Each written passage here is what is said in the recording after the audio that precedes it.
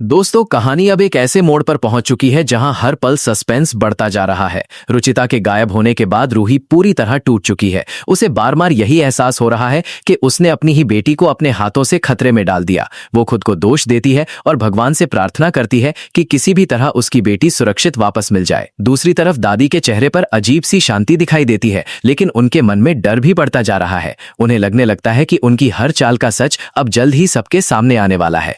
घर का माहौल धीरे धीरे तनाव से भर जाता है और हर कोई समझ नहीं पा रहा कि आखिर रुचिता के साथ क्या हुआ। इसी बीच दादी की लाई हुई रहस्यमयी गुड़िया सबका ध्यान अपनी ओर खींचने लगती है। रात के सन्नाटे में दादी को ऐसा महसूस होता है जैसे कोई उन्हें लगातार देख रहा हो। डर के कारण उनकी नींद उड़ जाती है और वे घबराकर पूरे घर में गंगाजल छिड़कने लगती है। तभी उन्हें वही गुड़िया अपने कमरे के दरवाजे के पास दिखाई देती है। दादी उसे उठाकर दूर फेंक देती है, लेकिन कुछ देर बाद वही गुड़िया फिर उसी जगह दिखाई देती है। ये देखकर दादी के चेहरे का रंग उड़ जाता है और पहली बार उन्हें अपनी गलतियों का डर सताने लगता है। उधर रूही भी समझ जाती है कि रुचिता का गायब होना कोई साधारण घटना नहीं बल्कि एक सोची समझी साजिश है। वो उस नकली पर्चे को दोबारा ध्यान से देखती है और उसे एहसास होता है कि किसी ने बहुत चालाकी से उसे जाल में फंसाया है। अब एक माँ का दर्द उसके डर से बड़ा हो चुका है और वो फैसला कर लेती है कि अपनी बेटी को हर हाल में वापस लेकर आएगी। इसी दौरान कहानी में नया मोड़ आता है। पुलिस को कुछ अहम सुराग मिलते हैं और दूसरी ओर किडनैपर्स के ठिकाने पर भी अजीब घटनाएं होने लगती हैं। इससे वे घबरा जाते हैं और आपस में ही लड़ने लगते हैं। रूही हिम्मत जुटाकर पुलिस के साथ उस ठिकाने तक पहुंच जाती है जहां उसकी मासूम बेटी डरी सहमी हालत में मिलती है। अपनी बेटी को सीने से लगाते ही रूही की आंखों से खुशी और दर्द के आंसू एक साथ निकल पड़ते हैं। पुलिस आरोपियों को गिरफ्तार कर लेती है और पूछताछ में एक ऐसा नाम सामने आता है जिसे सुनकर पूरे परिवार के होश उड़ जाते हैं।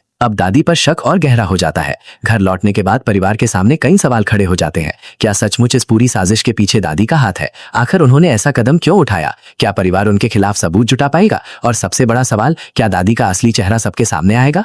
आने वाले एपिसोड में इन सभी सवालों के जवाब मिल सकते हैं और कहानी में कई बड़े खुलासे देखने को मिलेंगे। इसलिए अगर आप मनसुंदर के हर नए अपडेट सबसे पहले देखना चाहते हैं तो वीडियो को लाइक करें, चैनल को सब्सक्राइब करें और हमारे साथ जुड़े रहें।